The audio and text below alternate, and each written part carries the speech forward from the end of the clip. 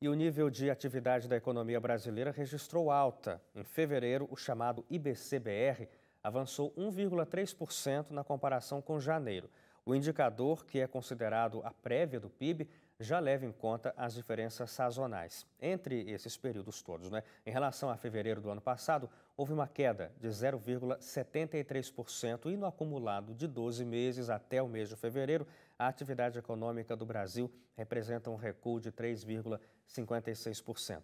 Quer dizer, Paula, a gente tem uns dados positivos se olhados isoladamente, mas quando se olha pela lente grande, você percebe que as coisas ainda estão meio distantes do ajuste, né? O governo tem dito que o Brasil já está nos trilhos, o presidente Michel Temer tem repetido isso nas últimas vezes em que ele aparece em público, dizendo que a economia já está de volta aos trilhos e agora o caminho é de ascendência. Mas os números não mostram exatamente isso, apesar de que a Páscoa também representou uma melhora para o comércio. Mas se você pegar a melhora, ela foi muito pequena comparado às duas quedas dos anos anteriores, ou seja, mesmo indicando uma pequena melhora, mas ainda não nos coloca nos patamares minimamente desejáveis. Eu acho que a grande questão da economia brasileira hoje é ela conseguir superar os efeitos negativos da crise política, né? Ou seja, todo aquele ambiente no início do ano de maior otimismo, que foi registrado aí por vários indicadores, né? O otimismo ele é maior, mas ele é muito tímido ainda, justamente porque existe uma desconfiança muito grande na capacidade desse governo de realmente liderar esse processo de retomada da economia. Saiu um dado hoje importante sobre a indústria automobilística, mostrando que também existe uma recuperação nas vendas de veículo, né? Um aumento até significativo, e obviamente que a gente torce para que isso se efetive, porque nós precisamos que a economia do país melhore para combater o desemprego, para aliviar o sofrimento de tantas famílias, né? Mas é preciso ver esses dados com muita cautela ainda, porque eles não permitem afirmações muito taxativas no sentido de que, a economia está nos trilhos novamente, agora nós vamos deslanchar. É um pouquinho cedo ainda para fazer esse tipo de afirmação. E a gente estava nesse momento de início de recuperação, o Paula, mas agora com essa enxurrada, né, de problemas dentro da política, isso pode de alguma forma atrapalhar esse movimento de ascendência? Pode atrapalhar muito. Primeiro porque isso coloca os investidores com dois pés atrás, né?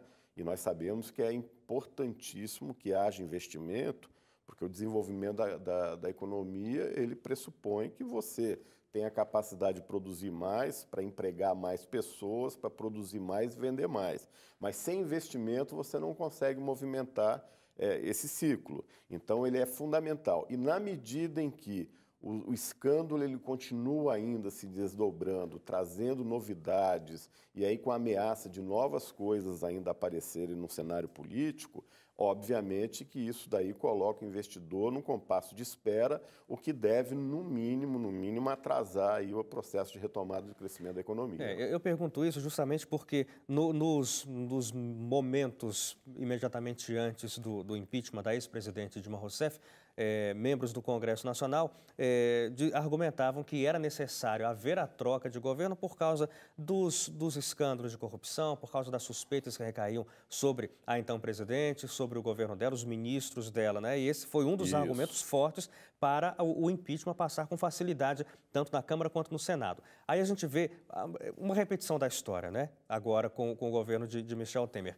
Ele também, assim como Dilma, citado por delatores, ministros dele também citados por delatores, também, inclusive também agora com inquéritos abertos, como havia também no caso da ex-presidente Dilma. Quer dizer, a gente trocou os atores, mas o papel desempenhado parece que é o mesmo ainda. É como se a gente tivesse trocado 6 por meia dúzia, né? Porque, na verdade, o Congresso que existia lá é o Congresso mesmo que existe agora, né? Com todos os seus problemas.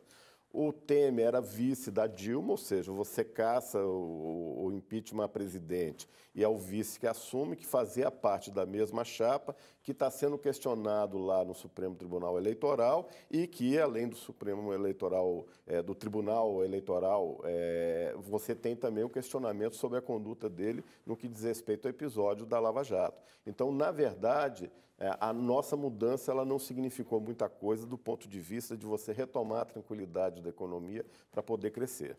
Apesar das reformas trazidas pelo governo, que essas parece que agradam sim ao investidor estrangeiro. Sim. Então, a questão da reforma da Previdência, ela também é algo que tem que ser computado. Que é na medida em que o governo apresentou a proposta de um jeito, que era a proposta clamada pelo setor empresarial, sim, e é necessário fazer as alterações porque a sociedade não aceita o projeto do jeito que ele estava, isso também acaba provocando uma diminuição no ímpeto aí dos investidores. certo, a situação é complicada. É muito complicado.